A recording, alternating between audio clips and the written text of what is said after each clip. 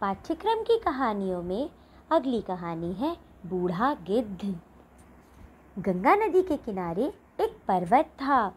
उस पर्वत पर एक बहुत बड़ा वृक्ष था। वृक्ष पर बने एक कोटर में एक गिद्ध रहा करता था। गिद्ध जब बूढ़ा हुआ तो उसके नाखून झड़ गए और आँखों की रोशनी कम हो गई। उस वृक्ष पर अन्य अनेक पक्षी भी रहा करते थे। वे अपने भोजन में से थोड़ा भोजन गिद्ध को दे दिया करते थे। इस प्रकार उसका निर्वाह हो जाता था। जब पक्षी भोजन की तलाश में जाते तो गिद्ध उनके बच्चों की देख रेख कर दिया करता था। एक बार एक बिलाव उधर से निकला। उसने देखा कि उस वृक्ष पर अनेक पक्षियों के बच्चे हैं। उसे पक्षियों के बच्चों को खाने की इच्छा होने लगी। इस विचार से वह वृक्ष के समीप आया। बिलाव को आता देख पक्षियों के बच्चे डरकर चीखने चिल्लाने लगे। गिद्ध ने जब उनका चिल्लाना सुना तो जोर से कहा, कौन आ रहा है? बिलाव ने जब गिद्ध को देखा तो भयभीत होकर सोचने लगा, हाय, अब तो मैं मरा। उसने मन ही मन विचार किया कि भय से तब तक भयभीत नहीं होना चाहिए जब तक वह सामने ना आ जाए, और अगर वह सामने आ ही जाए तो बुद्धिमान को चाहिए कि उससे बचने का उपाय करे।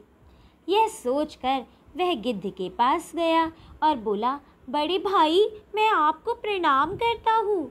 गिद्ध ने पूछा, कौन हो तुम? उसने कहा, मैं बिलाव हूँ। दूर हट, नहीं तो मैं तुम्हें मार डालूंगा, गिद्ध ने गुस्से में कहा। बिलाव बोला, आप मेरी बात सुन लीजिए, उसके बाद यदि आप उचित समझें तो मुझे मार डालिए। कहा भी गया है कि समझदार व्यक्ति को चाहिए कि अनजान व्यक्ति को अथवा उसके व्यवहार को भली भांति समझ परख कर ही मारना या सम्मान करना चाहिए। गिद्ध बोला, अच्छा बताओ, तुम यहाँ क्यों आए हो? बिलाव बोला, मैं यहाँ गंगा तट पर रहता हूँ और नित्य गंगा स्नान करता हूँ। मैं ब्रह्मचारी हूँ। मैं नित्य पूजा व्रत करता हूँ, इसलिए मैंने मांस खाना छोड़ दिया है।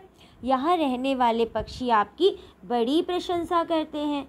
उन्होंने मुझे बताया कि आप बड़े धर्मात्मा और ज्ञानी हैं, इसलिए आप पर भरोसा किया जा सकता है। आप जैसे विद्वान से मैं धर्म के बारे में जानने के लिए यहाँ आ गया था, किंतु आप तो घर आए अतिथि को ही मारने दौड़ पड़े। घर में आए हुए शत्रु का भी उचित आतिथ्य सत्कार किया जाना चाहिए। क्या आपने नहीं देखा कि वृक्ष काटने आए लकड़हारे को भी वृक्ष अपनी छाया देता है? वह उस पर भी उसी भाव से छाया करता है जिस भाव से अन्य पथिकों पर किया करता है। यदि किसी के पास उचित सामग्री ना हो तो भी केवल मीठी बातों से ही उस अतिथि का स्वागत करना चाहिए, क्योंकि अतिथि को तो देवता माना गया है। बिलाव की बातें सुनकर गिद्ध बोला, भाई, तुम तो बिलाव हो, स्वभाव से ही मांसाहारी। इस वृक्ष पर पक्षियों के बच्चे निवास करते हैं, इसलिए मैंने ऐसा कहा है। यह सुनकर बिलाव कान पकड़कर कहने लगा, मैंने धर्मशास्त्र को सुनकर ही पूजा पाठ करना आरंभ किया है।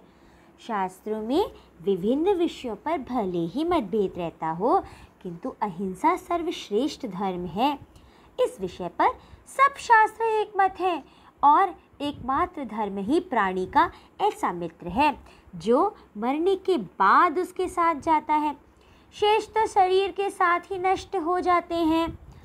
इस प्रकार बिलाव ने गिद्ध को विश्वास दिला दिया। गिद्ध ने बिलाव को एक छोटे कोटर में रहने की अनुमति दे दी। कुछ दिन बीत जाने पर बिलाव वहाँ की सारी परिस्थितियों को समझ गया। गिद्ध बूढ़ा और अंधा है, यह जानकर उसने पक्षियों के बच्चों को पकड़ पकड़ कर अपने कोटर में लाकर मारना आरंभ कर दिया। वह पक्षियों के मरे हुए बच्चों की हड्डियां चुपके से गिद्ध के कोटर में छिपा देता। अंधा होने के कारण गिद्ध को कुछ भी दिखाई नहीं देता था। जिन पक्षियों के बच्चे मारे गए थे, उन्होंने चीखना चिल्लाना आरंभ किया। जब बच्चों की संख्या लगातार घटती गई तो सभी ने मिलकर इसकी खोज आरंभ कर दी। बिलाव को जब इस स्थिति का ज्ञान हुआ तो वह अपने कोटर से निकलकर भाग गया। पक्षियों को चैन नहीं था। उन्होंने गिद्ध के कोटर की भी तलाशी ली। वहाँ उन्होंने एक कोने में हड्डियाँ देखीं। सबने यही सोचा कि बूढ़े गिद्ध ने ही उनके बच्चों को मारकर खाया है। बस फिर क्या था, पक्षियों को गिद्ध पर इतना क्रोध आया कि बिना उससे कुछ पूछे उन्होंने उसको अपनी चोंच से मार मार कर अधमरा कर दिया। कुछ ही दिनों में बेचारा बूढ़ा गिद्ध मर गया। ये थी आज की कहानी बूढ़ा गिद्ध। धन्यवाद।